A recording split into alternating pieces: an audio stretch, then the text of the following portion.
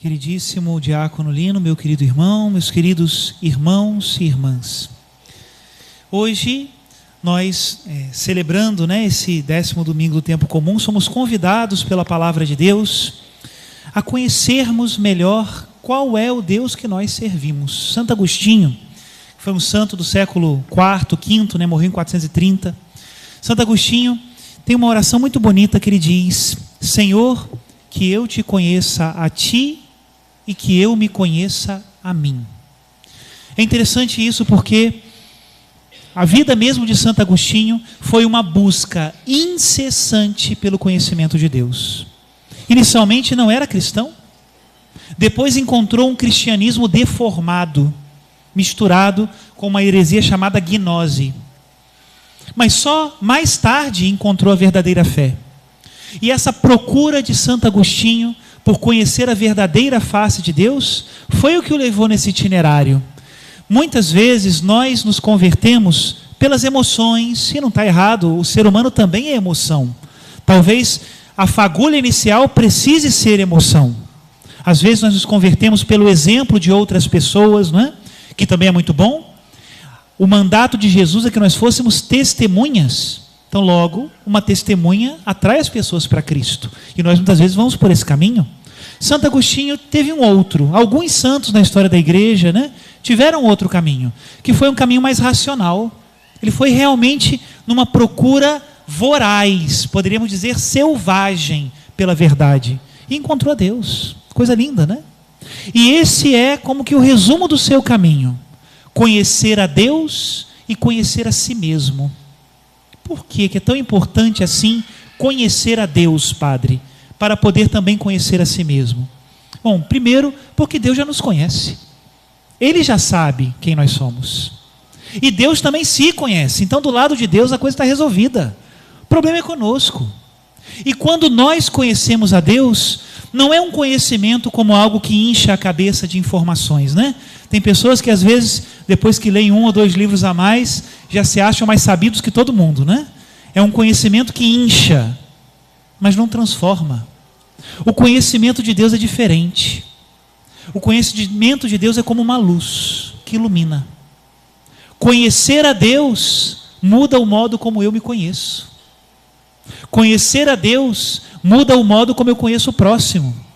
Como eu entendo o meu trabalho, a minha família, como eu entendo as coisas que acontecem comigo. Debaixo da luz de Deus não é o mesmo o resto da realidade. As coisas mudam de figura mesmo, Conhecer a Deus e conhecer a mim.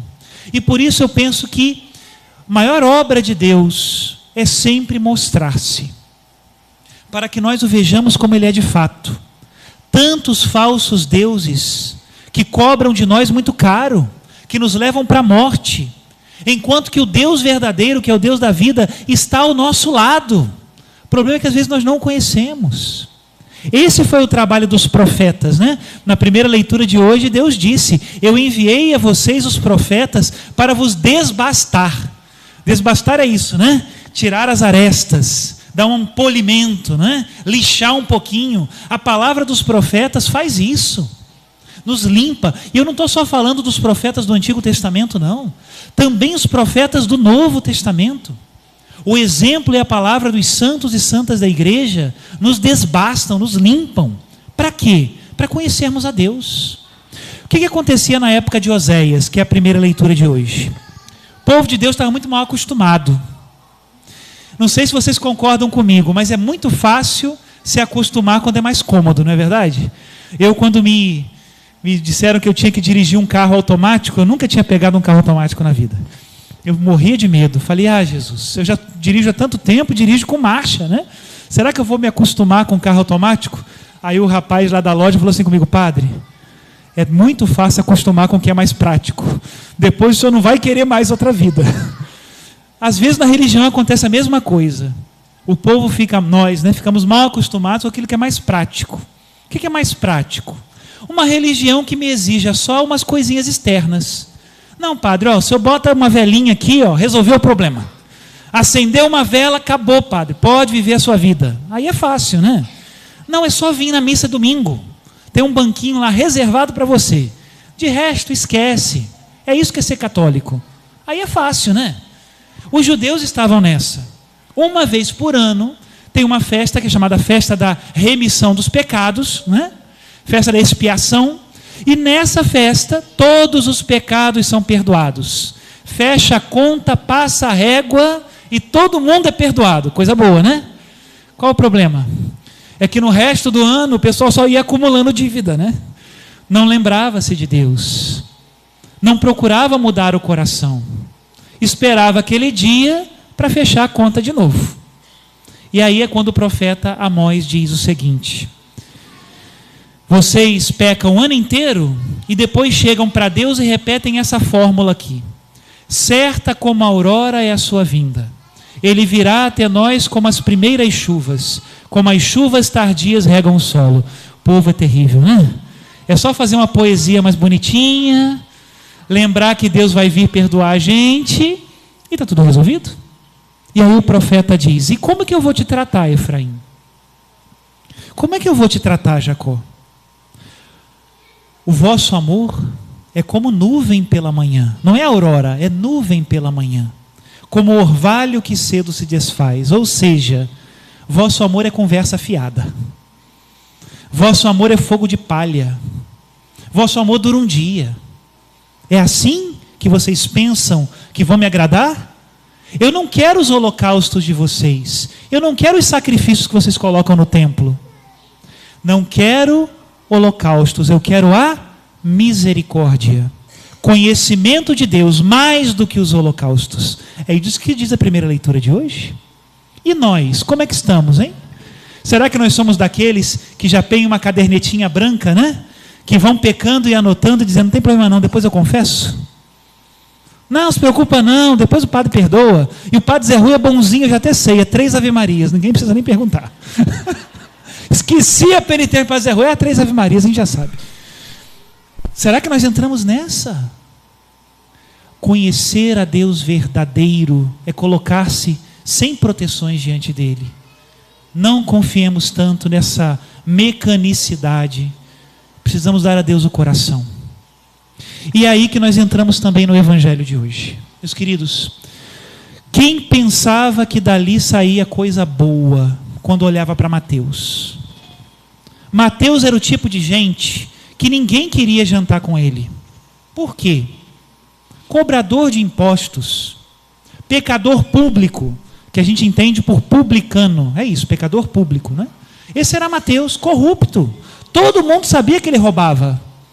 Ele era o que cobrava os impostos e roubava. Se não roubava porque cobrava mais, porque talvez fosse honesto aí, roubava porque cobrava do povo de Deus em nome dos romanos. Ele estava lá sentadinho na coletoria de impostos e todo mundo sabia onde era a coletoria de impostos. Passavam do lado dele, mas ninguém olhava para ele. Mateus era aquela pessoa invisível. Ninguém olhava para ele. Pois é, Jesus olhou. Essa é a grande diferença, né? Quem diria que daquela figueira viria figos, né? Há um tempo atrás Jesus olhou uma figueira, não tinha figos, amaldiçoou e a figueira secou. Com Mateus foi diferente. Jesus foi até a figueira, encontrou figos. Tem uma passagem do livro de Samuel que é muito interessante, diz o seguinte: que Deus, os homens, melhor dizendo, veem as aparências, mas Deus vê o coração. Foi isso que Jesus viu em Mateus. E é isso que Jesus Cristo vê em nós. Meus irmãos, nós nos empequenecemos muito. Precisamos começar a nos conhecer como Deus nos conhece. Mas isso só é possível se nós primeiro conhecermos a Deus. Como eu disse no início da homilia, o conhecimento de Deus é uma luz e Ele me ilumina. Nós vivemos hoje uma cultura em que todo mundo tem que ser medíocre. Me desculpa, mas é verdade.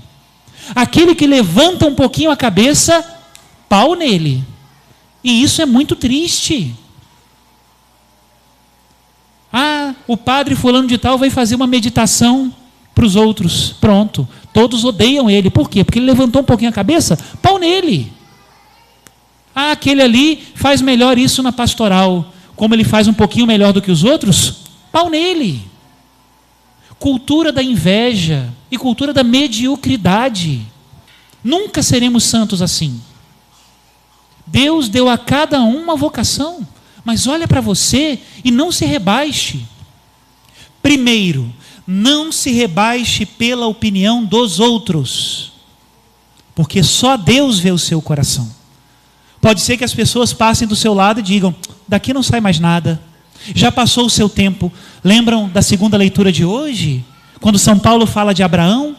Abraão venceu pela fé. A sua idade já era avançada, quase 100 anos, diz a segunda leitura de hoje. E Sara era estéril. Mas Abraão superou isso pela fé. Nós não podemos nos rebaixar porque os outros não veem as nossas qualidades ou criticam o que nós fazemos. Se você encontra ali um caminho de Deus, se você é esperto, né? E não caminha sozinho, reza, estuda e pede conselho, segue adiante, não se deixe rebaixar não. Essa é a primeira coisa. Jesus olhou para Mateus e disse: segue-me. Mateus era um homem sentado, mas Jesus olhou para ele e disse: segue-me. Qual foi a próxima atitude de Mateus? Se levantou e o seguiu. É isso que Jesus diz para vocês. E olha como essa semente foi fecunda. Mateus era daquela laia que ninguém presta atenção. Quando Jesus Cristo chamou, ele não foi sozinho. Armou um banquete na sua casa. Com quem? Com gente da sua laia. Aqueles outros, aqueles que ninguém olha, aqueles que todo mundo despreza, aquele que o pessoal aponta. Fez um banquete. E ali estava Jesus. Por quê, padre? Porque eles eram melhores do que os apóstolos? Não. Porque eles eram melhores do que os fariseus? Não. Era gente ruim. Mas Jesus diz: eu vim para os doentes, não para os sãos. Eu vim para os pecadores e não para os justos. Fariseu significa puro. Nós não podemos nos considerar agora a casta dos puros. Jesus veio para nós, porque nós precisamos da sua palavra para nos purificar. Erro também muito grave é quando a gente chega na igreja e acha que ninguém pode me dizer nada porque eu já sei tudo. Eu já sou bom o suficiente. É um privilégio para a igreja que eu esteja indo com vocês. Está muito ruim, né? Eu vou à igreja porque eu preciso. Aí a gente sempre escuta daquelas pessoas, às vezes, lá de fora, né?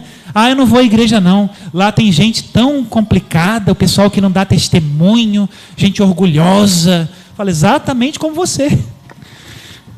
Exatamente como de fora. Gente, nós somos do mesmo barro, os que estão aqui dentro, os que estão lá fora. A diferença é que a gente enxerga isso. Precisamos de Deus e de Cristo. Repito para terminar a homilia.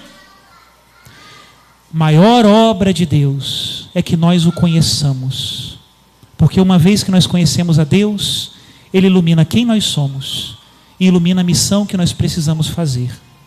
Não desistamos, procuremos a Deus. Louvado seja nosso Senhor Jesus Cristo. Para sempre seja louvado.